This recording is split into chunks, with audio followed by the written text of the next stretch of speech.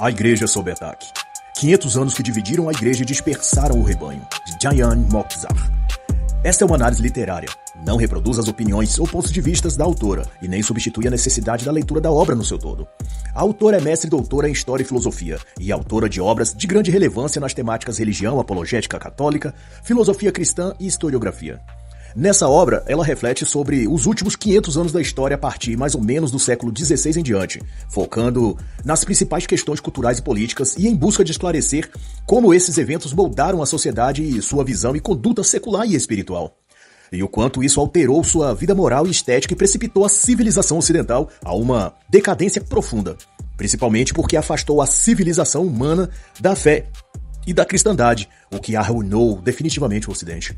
Ao iniciar, portanto, pelo século XVI, Jan Mozart dá destaque para o evento mais significativo da época, a Reforma ou Revolução Protestante. Esse movimento marcou, como nenhum outro, o desenvolvimento de novas religiões organizadas em oposição ao catolicismo. E pouco tempo depois, a Revolução de Lutero faria surgir dezenas de novas seitas, lideradas por três principais correntes teológicas: o luteranismo, o calvinismo e o anglicanismo. O fato marcante a respeito de Lutero é que ele era um monge afligido psicologicamente por sentimentos de culpa e complexos intratáveis. Ele era padre, mas preso a jogatinas, fornicação e bebidas. Mas, ao mesmo tempo, incomodado pelo peso na consciência e a sensação de que ia para o inferno. Porém, seus vícios pessoais sempre falaram mais alto e ele cedia às tentações da carne. Ele queria expurgar sua culpa. Não queria exatamente largar o pecado, mas parar de se sentir culpado. O mito contado pelos protestantes é de que ele teria ficado escandalizado com as concupiscências dos bispos e do Papa e lutado por um retorno à pureza da fé e vida cristã pura. Mas a verdade estava longe de ser essa. Um dos pontos que Martim Lutero criticou e tinha razão era a cobrança que alguns bispos alemães estavam fazendo em função de fornecer libertação do purgatório para os parentes de quem pudesse pagar determinado valor. Na época, chegou a ser enviado, para você ter ideia, pregadores pela Europa para coletar dinheiro em troca de indulgências. Mas isso não significava que a doutrina católica fosse essa, mas apenas que clérigos desviados e corrompidos é que se aproveitaram de suas posições para enriquecer e explorar os fiéis. Nada diferente do que acontece com muita frequência no próprio meio evangélico, onde pastores arrecadam muito dinheiro em troca de bênçãos da prosperidade para os seus fiéis lá na igreja. Alguns têm até emissora de TV, templos luxuosos, assinaturas de TV a cabo, empresas, etc. Tudo adquirido com ofertas e dízimos, campanhas especiais que chamam de sacrifício santo de Israel e por aí vai. A corrupção existe aonde quer que o gênero humano esteja a atuar, é isso. Havia no período de Lutero um arcebispo famoso que promovia a ida em turnê de vendedores de indulgências por toda a Europa. Tão absurdo que a hierarquia espanhola os proibiu de entrar na Espanha. E para a autora, quando as pessoas de fé perdem o fervor espiritual, facilmente se deixam levar por caminhos fáceis, onde não se cobra delas esforço algum para obter o suposto perdão dos pecados. Eles pagam para alguém ou algo tirar deles a culpa.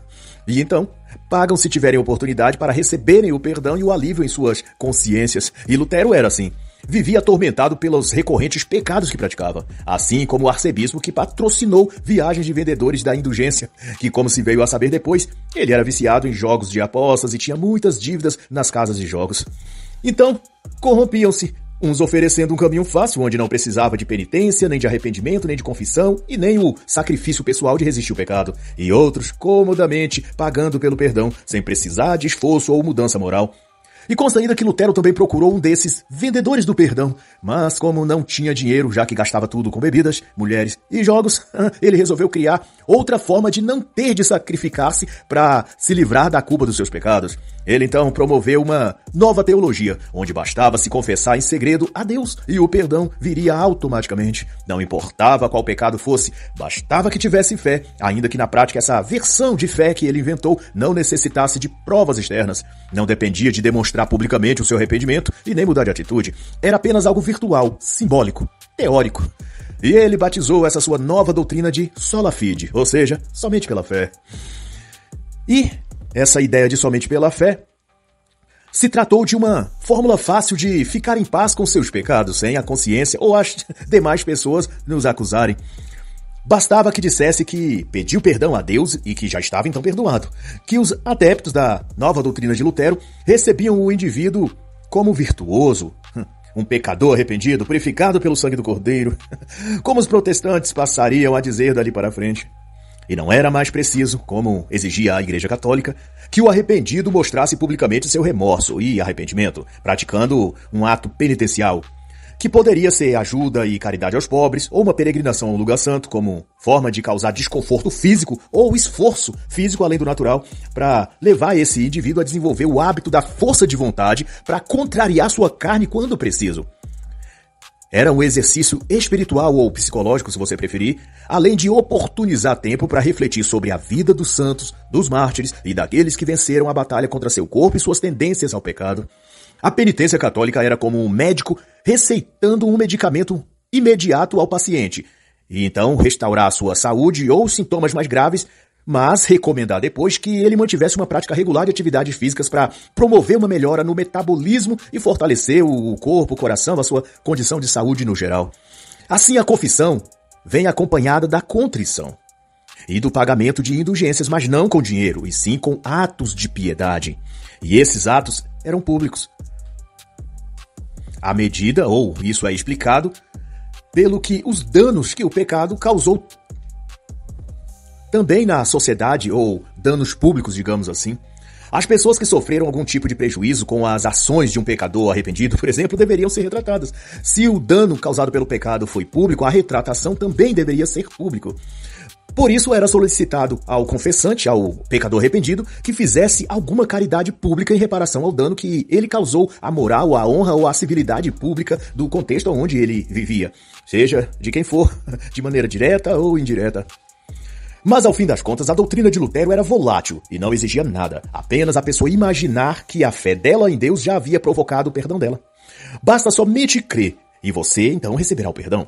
E, junto com isso, Lutero criou vários ensinos errôneos e divergentes do que ensinava a doutrina católica. Ele ensinou que a natureza humana é totalmente depravada e irrecuperável, que não era possível ao ser humano parar de pecar, logo, ninguém poderia viver uma vida ilibada e reta aqui nesse mundo. E isso fez com que se fosse acomodando-se e aceitando-se conviver com o pecado, praticando, mas sempre justificando que a natureza humana era assim mesmo, pecadora. Não era a culpa da pessoa, mas do pecado que vive na pessoa. Ela não queria, mas era obrigada a pecar. E Deus, sabendo disso, não a condenava, mas oferecia o perdão gratuitamente, pela graça, pela fé, bastando que o crente tivesse a fé que recebeu o perdão. Essa foi a porta aberta, no entanto, para a permissividade e para a liberalidade, e também para a hipocrisia e fingimento entre os que quiseram professar o protestantismo de Martim Lutero. E, em segundo lugar, Lutero também postulou que, por mais que se esforçasse, o ser humano não conseguiria parar de pecar. Ele chegou a escrever: pecai com ousadia, mas crê com mais ousadia ainda. O que, do ponto de vista filosófico, é uma negação do livre-arbítrio, porque significa que o indivíduo não tem poder de escolha e decisão sobre os seus próprios atos. Ele até quer recusar o pecado, mas algo mais forte que ele o leva a cometer o pecado. Logo, ele não tem culpa. E tanto mais isso foi conveniente para Lutero, porque o eximia de ter de se esforçar para resistir aos pecados que ele era viciado. Ele agora podia dizer que não era culpa dele e criar uma distorção psicológica onde passava ele próprio a acreditar que Deus o tinha perdoado apenas pelo fato de que não era culpa dele.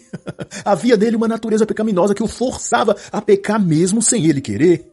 Estava resolvido o problema de Lutero ter passado a maior parte da sua vida adulta sem conseguir recorrentemente parar de cometer fornicação, jogos de apostas e beber em excesso. E outro equívoco dele foi condenar a razão em favor de exaltar as emoções. Por isso, todo o protestantismo herdou esse profundo apego ao emocional. Eu sinto o Espírito Santo, eu sinto Deus me falando, eu estou sentindo isso e aquilo, etc. O sentimental é visto como um sinal da presença de Deus. E como no catolicismo é a razão e racionalidade que predomina, os protestantes nos acusam de não ter o Espírito Santo, ou que as missas são frias e por aí. É porque os cultos evangélicos são muito emotivos. Eles adoram e adotam expressões sentimentais como gritos, euforia, pulos, lágrimas, danças, aplausos, porque foram doutrinados por Martim Lutero que o emocional é o agir de Deus. Lutero disse até que a razão é a prostituta do diabo e que se devia ser afogada no batismo. Já no catolicismo, a razão é o meio pelo qual conhecemos a verdade e é boa e necessária a fé. No protestantismo de Lutero, o subjetivismo das emoções tem a primazia e aquilo que cada um sente é que o que dá testemunho de algo ser verdade ou não, vir ou não de Deus. A pessoa tem de sentir alguma coisa quando lê ou escuta alguém ler a Bíblia, quando alguém canta um louvor, quando alguém prega, quando o culto é celebrado e por aí. Não é a verdade racionalmente dita que fundamenta se algo é bom, útil ou se vem de Deus. Mas o que as pessoas estão sentindo, suas emoções é que comprovam se aquilo é de Deus e digno de aceitação. E o problema é que, à medida que as pessoas vão sentindo coisas, também vão se desviando e se dividindo, pois cada um sente algo diferente. As emoções são traiçoeiras. O texto bíblico, inclusive, as compara como as ondas do mar. Se basearem nas emoções, vão pensar uma coisa hoje e outra diferente amanhã. Porque as emoções são tão volúveis e fluidas como as águas, ou como as ondas empurradas pelo vento para lá e para cá. E junto com isso veio a sola escritura, outra heresia luterana afirmando que só o que está escrito na Bíblia vale como ensinamento. Mas daí, cada seguidor de Lutero passou a ler e interpretar as escrituras à sua própria maneira. E hoje, pelo menos 30 mil denominações protestantes diferentes surgiram, todas lendo somente as escrituras e jurando de pezinho junto, como diz o ditado, que sua interpretação é a correta. Então são 30 mil interpretações diferentes sobre questões teológicas fundamentais. Se pode ou não batizar crianças, se Jesus vem visivelmente ou não, se a igreja passará pela grande tribulação, se o sábado ou domingo são o dia do Senhor, se pode ou não divorciar-se, se há ou não línguas estranhas e os dons espirituais, etc, etc. A sola escritura não ajudou os cristãos. O que fez foi criar mais confusão e dividir o rebanho. E para Lutero, qualquer cristão, lendo a Bíblia em espírito de oração, sentiria o Espírito Santo lhe revelando a verdade. E outra vez a predominância dos sentimentos e emoções aqui é visto e percebido. E essa coisa das emoções era uma característica marcante no próprio Lutero, que tinha muitos sentimentos incontidos, ou seja, a volúpia dos olhos, a concupiscência da carne, a gula, o êxtase dos jogos e a libido sexual. E todas essas originando-se nas flutuações dos sentimentos e num estado emocional que dominava toda a razão e consciência dele. Portanto, todo o sistema religioso que Lutero criou tem muito forte as características de sua personalidade decaída, ou seja, promíscua e emocional, assim como foi Lutero. E no mesmo trilho de heresias do luteranismo veio também o calvinismo e o anglicanismo, pelo rei Henrique VIII da Inglaterra. E depois deles, milhares de outras até nossos dias. Mas no que tange a diferença entre o catolicismo e o protestantismo naquela época, é que o catolicismo dos séculos XVI e XVII desencadeou sofisticadas formas de arte, de música, de literatura, as obras-primas barrocas, por exemplo, afrescos de valor cultural e artístico inestimável e reconhecido até hoje nos livros de histórias e museus, como alta cultura. E as obras literárias que produziu foram tornadas clássicos da civilização ocidental, ao passo que o protestantismo nada produziu. Ao contrário, destruiu diversas igrejas e as artes sacras nelas para enfeiar o lugar nos locais ou regiões que o calvinismo dominou, por exemplo, com cores neutras e sem adereços em nome de uma suposta piedade e recato cristão, que não existia na verdade, mas que ajudava no jogo de aparências que Lutero criou, onde parecer era mais importante do que ser. Mas no que condiz a Igreja Católica, ela fundou escolas, gerou santos e mártires que sacrificaram a própria vida em função de ensinar a leitura aos índios, cuidar dos doentes e muitas outras coisas. E o movimento protestante não fez nada além de dividir e segregar as pessoas, provocando guerras civis e entre reis católicos e protestantes, e vai aí afora. E nesse quesito, para se ter ideia, os puritanos da Nova Inglaterra no século XVII e os calvinistas, quando foram infiltrando-se nos países, aplicaram uma purificação, entre aspas aqui, anticatólica, destruindo todo vestígio de catolicismo ao fio da espada. Assolavam vilas, destruíam templos católicos e assassinavam os próprios católicos. E quando vilarejos começaram a contra-atacar e também a assassinar esses novos crentes em guerras civis que eclodiram, eles então fugiram, migraram para os Estados Unidos. Mas a guerra religiosa, em grande parte, começou com os perseguidores protestantes, que após Lutero passaram a odiar os católicos e a querer eliminá-los. Algo que pode ficar na conta, de Martim Lutero, e depois dele, de John Calvino. E sobre essas façanhas, o autor cita os célebres historiadores Charles Hambrick Stone e Michael D. Hall, para afirmar que os chamados puritanos dedicaram-se a destruir uma visão de mundo que prevalecia na sociedade. Todo o sistema de valores que unia o tecido social fora atacado e modificado para que não tivesse nenhum resquício católico. A cultura, as festas, as tradições regionais, a música, danças, roupas, até o estilo de cabelo, tudo era submetido a uma profunda reforma. E, a princípio, tentaram alterar até os nomes de dias e meses que tinham alguma conotação católica romana, algo muito similar, se você observar, ao ocorrido na Revolução Francesa, onde roupas, hábitos culturais e até o calendário foram alvos de regulação e mudanças, tudo para abolir e romper a cultura e mentalidade católica na França. Outro evento significativo que assolou a época foi a invasão turco-otomana, que também colidiu com a cristandade, que, entenda-se, por católica. Os turcos otomanos eram convertidos ao islamismo. Já haviam conquistado a Grécia, partes dos Balcãs e Constantinopla em 1453. Controlavam também a costa africana, o Golfo Pérsico, o Mar Negro e todas as rotas marítimas do oeste e do leste. As antigas rotas comerciais entre Europa e Ásia estavam, então, interrompidas. E no cenário geopolítico, a Inglaterra protestante era rival da Espanha católica. Elizabeth e Felipe II travavam inimizade política, econômica e até colonial, e isso facilitou o trabalho pretensioso dos turcos de conquistar o mundo para o Islã. Os turcos, eles eram em 80 a 120 soldados e uma frota, isso contando-se em milhares, né? E uma frota de pelo menos 288 navios. E na ânsia por expandir suas conquistas pela Europa, o líder turco deu curso à famosa Batalha de Lepanto em outubro de 1571, uma das maiores batalhas navais da história. O Papa então convocou os católicos a rezar o rosário pela vitória. E o navio do devoto almirante Doria exibia a imagem de Nossa Senhora de Guadalupe, que tinha sido tocada com a imagem original no México. A chamada então Santa Liga, tendo o próprio Papa como idealizador e padroeiro, lutou com fé e coragem, e mesmo sob circunstâncias improváveis, derrotou a ofensiva turca, muito mais numerosa. E no século seguinte, vez após vez, os turcos continuaram atacando e sendo repelidos, e vários territórios cristãos conquistados pelos turcos foram sendo derrotados.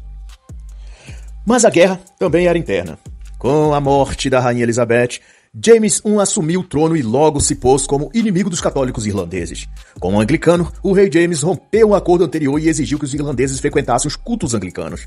E com isso, os católicos eram presos, torturados e executados. E nesse ínterim, conspirações internas tramaram assassinar o rei James e sua corte, e mais ainda os católicos foram responsabilizados por isso, no que se chamou a Conspiração da Pólvora. E nesse período, o dito Novo Mundo na América tornava-se fundamentalmente calvinista, e como também era maioria no parlamento inglês, se opunham como podiam ao catolicismo e também ao novo rei Carlos I, que sucedeu seu pai James. O próprio Carlos era casado com uma piedosa católica e não tinha a inclinação de perseguir a Igreja Católica, o que fez ser ele odiado pelo parlamento calvinista e o início de novas convulsões sociais. Mas o que fica explícito em tudo isso é que havia um ódio total pelo estilo de vida católico. Sejam os puritanos, sejam os calvinistas ou os anglicanos, eles se moviam com claro rancor aos católicos e com o propósito de destruir a cristandade católica. Porque, ao fim, se você me permite dizer, a única coisa que une as milhares de denominações protestantes é o ódio deles à Igreja Católica. Veja que nas redes sociais evangélicos discordantes em todos os seus postulados teológicos se juntam numa mesma live para criticar a Igreja Católica e chamar os católicos os piores nomes. Sem notar que esse seu comportamento foi gerado por Lutero, um homem lascivo, adúltero e imoral.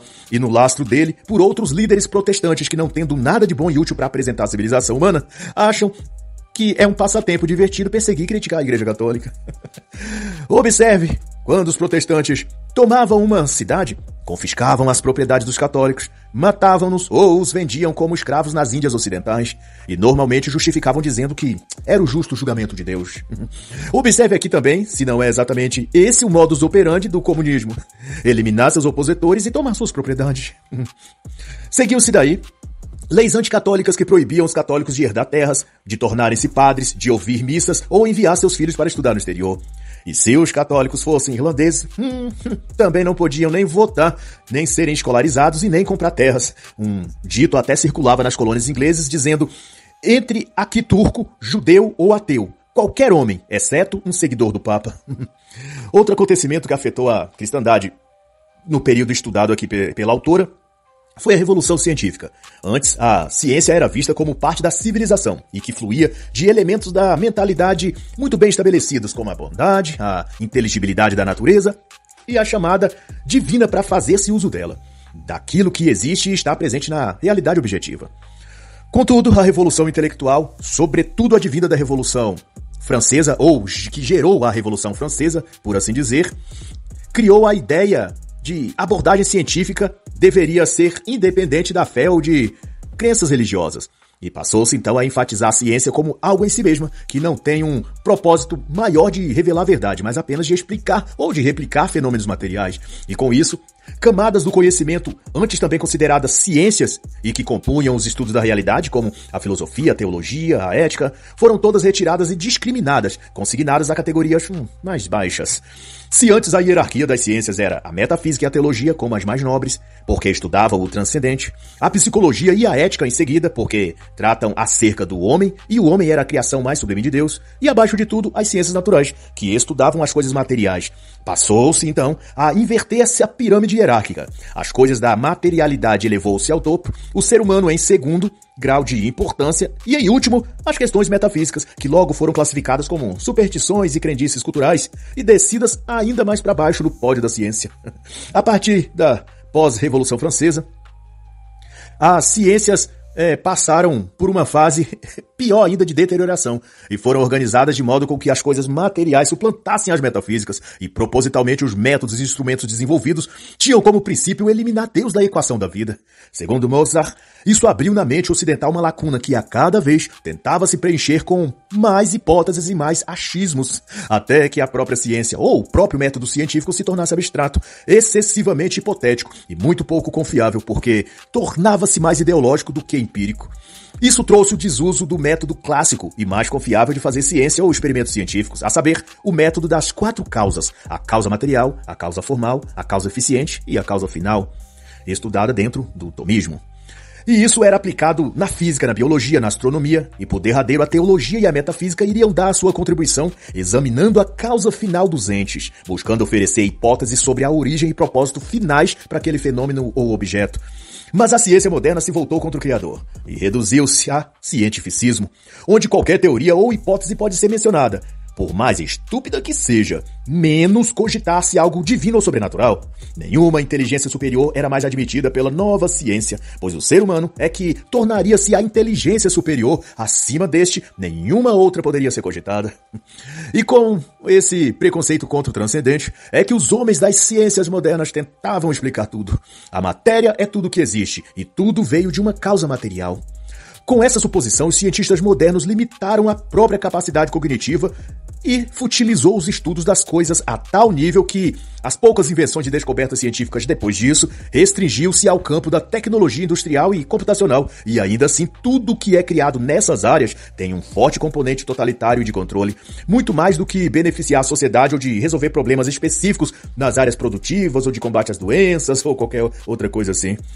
E Diane Mozart cita, para ilustrar isso, a afirmação que fez Roger Bacon ao elaborar com precisão o funcionamento do olho humano e descobrir detalhes de sua operação.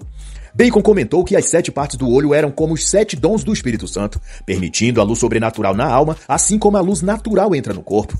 E nos comentários feitos nos livros didáticos nas escolas, foi interposto uma nota depreciativa, dizendo que Bacon estava trazendo a religião para dentro da ciência.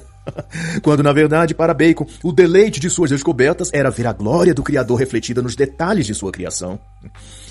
E o avanço da revolução científica, segundo diz a autora, promoveu uma ruptura radical com a mentalidade científica clássica, o que trouxe consequências como o ateísmo militante, o anticristianismo tóxico e, por conseguinte, o niilismo, o vazio existencial e a perda do sentido de viver, o que abriu espaço para todas as doenças psíquicas modernas. E essa foi uma perda imensurável para a humanidade, porque fez brotar uma geração de pensadores e cientistas menos capazes e produtivamente inferiores, rendidos a esquemas de corrupção, aonde desenvolvem teses científicas e laudos, afirmando coisas que seus experimentos em laboratório não comprovaram, mas o fazendo em nome de propinas, contratos milionários com setores interessados em aprovar determinado produto, ou até para ter seu nome divulgado e laureado com selos, prêmios, aplausos. Isso tornou-se mais comum depois que os valores da ética e da transcendência passou a serem excluídos dos princípios científicos de pesquisa. Se a matéria é tudo que existe, o que importa é acumular uma maior quantidade de benefícios materiais. E essa se tornou a lógica do cientificismo, e afastou, em consequência, muitos da verdade. E no transcorrer do século XVIII, a França perdeu sua posição de grande potência. E enquanto a Europa vivia em guerras internas, a Rússia começou a despontar com políticas centralizadoras e governo déspota. Seguiu-se turbulências sociais, convulsões políticas, troca de governos ou reis, que inundaram de sangue as ruas e de incertezas a própria política. A Guerra da Sucessão Espanhola, a Guerra dos 7 Anos, a Guerra da Independência das Colônias na América do Norte, além da questão dos Whigs e Tories, duas facções políticas que reverberaram em toda a Europa.